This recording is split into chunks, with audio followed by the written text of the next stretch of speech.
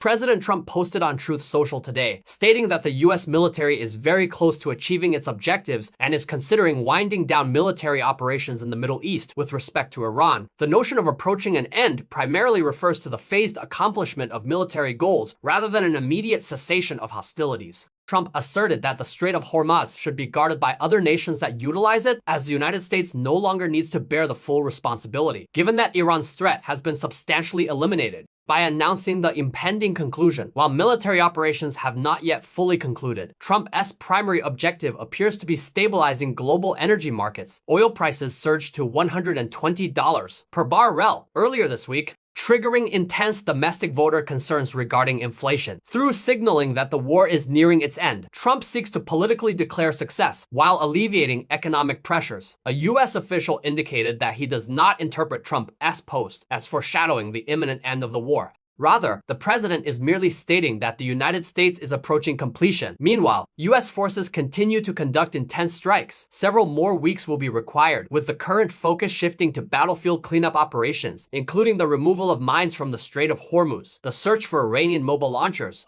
and ensuring that nuclear materials no longer possess enrichment capability. Such technical tasks typically demand several weeks. Israel's ambassador to the United States stated on Friday that dismantling Iran's ballistic missile program, nuclear capabilities, and support for proxies would necessitate regime collapse, as change must originate from the Iranian people themselves. There are primary and secondary objectives. The primary objectives remain fully aligned. As I have stated, the primary goals are the elimination of ballistic missiles, the cessation of nuclear warhead-grade uranium enrichment, and the termination of proxy support, with change to be achieved by the Iranian people themselves. Therefore, we do not advocate for regime change. We advocate for regime collapse. While Trump publicly appears to favor an end to operations, forces are in fact being repositioned. CBS exclusively reported today that the Pentagon has completed detailed preparations to deploy the 82nd Airborne Division to the Middle East, combined with personnel already operating in the Persian Gulf. The total U.S. Marine Corps strength in the region is rapidly approaching approximately 8,000 personnel. White House Press Secretary Leavitt stated during a regular press briefing that, from the first day of Operation Epic Fury, President Trump has clearly articulated the objectives of the U.S. military. To eliminate the threat posed by Iran's terrorist regime, the president and the Pentagon project that completing this mission will require approximately 4 to 6 weeks. Tomorrow marks the beginning of the third week, and the U.S. military has performed exceptionally well. The Iranian regime is growing increasingly weakened, and its capacity to threaten the United States and its allies has been significantly diminished. As always, President Trump's sole objective is to secure a complete and decisive victory. Netanyahu stated explicitly during a press conference that this is not the time to halt operations, just as one could not have left Himmler in place after destroying Hitler. In his remarks, Netanyahu warned that although Iran is currently unable to produce nuclear weapons, it retains substantial hidden research capabilities and proxy forces.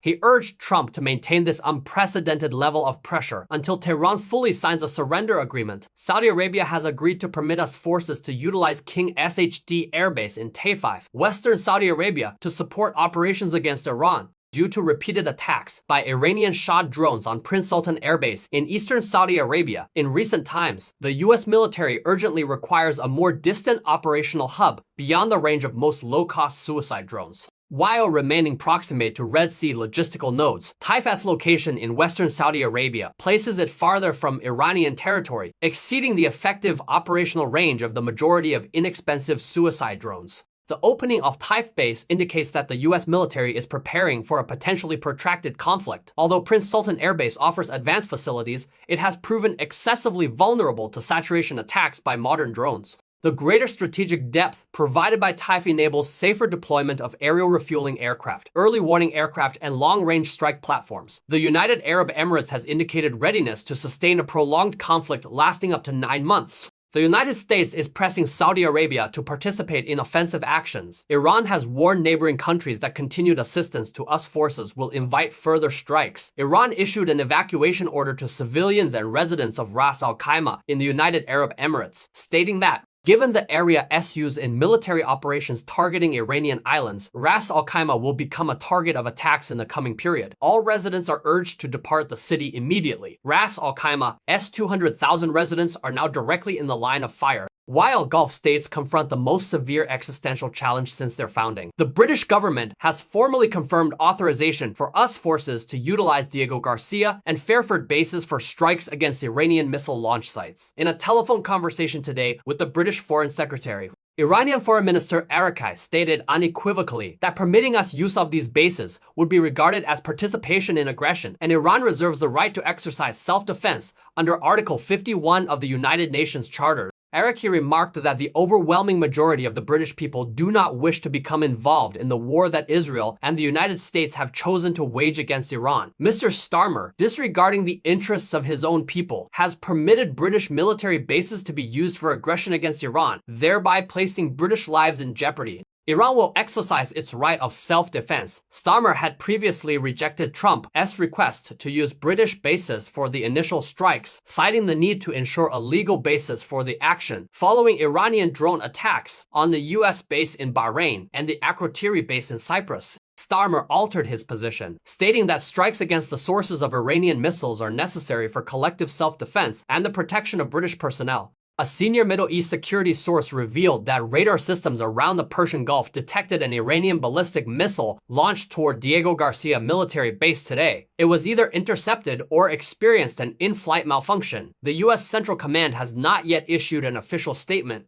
but regional air defense systems in the Persian Gulf tracked the missile as trajectory. Preliminary assessments indicate that the missile deviated from its course mid-flight and most likely crashed into the open sea due to mechanical failure prior to re-entry. In a speech delivered in the Senate chamber, Senator Graham expressed strong dissatisfaction with Spanish Prime Minister Sunchez's restriction on U.S. forces using bases in Spain to strike Iran. Graham stated that consideration should be given to withdrawing US military bases from countries that prohibit departures from their territory in such circumstances. At this moment, we face the world's foremost state sponsor of terrorism, a nation determined to develop nuclear weapons and nearly on the verge of achieving that goal. Spain's refusal to permit aircraft stationed there to participate in Operation Epic Fury constitutes an insult and outrage to Allied forces. Mr. President, I believe these aircraft should be relocated from Spain to a location where they can be reliably utilized in times of crisis. Although Spain is a NATO member, Sanchez cited the absence of United Nations authorization and the risk of regional war escalation as reasons for denying us forces the use of Rota and Morden bases for direct combat sorties against Iran.